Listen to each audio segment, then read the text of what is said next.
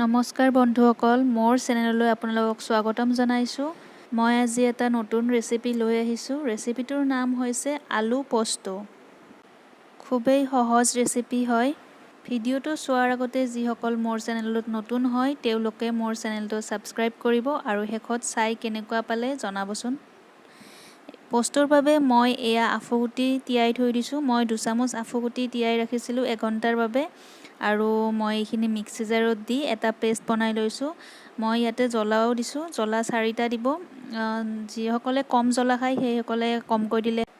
আৰু এইফালে মই এনেকুৱা আকৃতিত আলুকেইটা কাটি লৈছোঁ। মই 4টা ডাঙৰ আলু ব্যৱহাৰ কৰিছোঁ আৰু সৰু এটা জ্বলা এনেদৰে কুটি লৈছোঁ। আৰু এইফালে মই পিঁয়াজ অকণমান ভাজি লৈছোঁ ক্ৰিস্পি কৰি। মই আগৰ বিৰিয়ানীৰ ৰেচিপিটোত পিঁয়াজ কেনেকৈ এনেদৰে ভজা হয় সেইটো দেখাইছিলোঁ, তাত চাই ল'ব। এইফালে মই এটা কেৰাহীত অকণমান তেল দিছোঁ আৰু তাত অকণমান পাঁচফোৰণ দি জলকীয়াকেইটা দি দিছোঁ। জলকীয়াকেইটা অকণমান ভাজি তাত মই আলুখিনিও দি দিলোঁ। এতিয়া আলুখিনি অকণমান লাৰি মই তাত অকণমান জোখমতে হালধি, আধা চামুচমান ৰেড চিলি পাউডাৰ দি অকণমান সময় লাৰি থাকিলোঁ। এইখিনি লাৰি মই ইয়াতে সোৱাদ অনুসৰি নিমখ দিছোঁ। এইটো ৰেচিপিটো বহুত ইজি হয় আৰু বেছি বস্তুৰ প্ৰয়োজনো নাথাকে।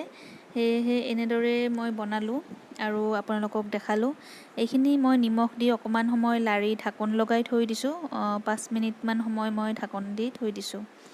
এতিয়া মই 5 মিনিট পিছত মই ঢাকনখন গুচাই চালোঁ আৰু অকণমান সময় লাৰি থাকিলোঁ আৰু অকণমান সময়ত মই ঢাকন লগাই থৈ দিছোঁ। এনেদৰে মই 10 মিনিটমান সময় ৰাখি পেলাই ইয়াতে মই আফুগুটিৰ পেষ্টটো দি দিছোঁ।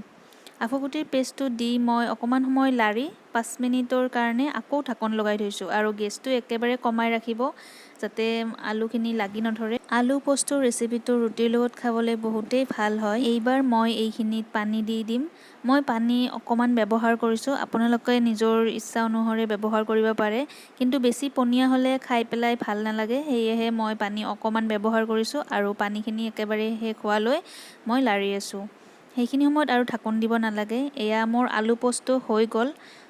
খাবলৈ বহুত টেষ্টি হৈছিলে। আপোনালোকে এবাৰ বনাই চাবচোন আৰু কেনেকুৱা পায় মোক জনাব।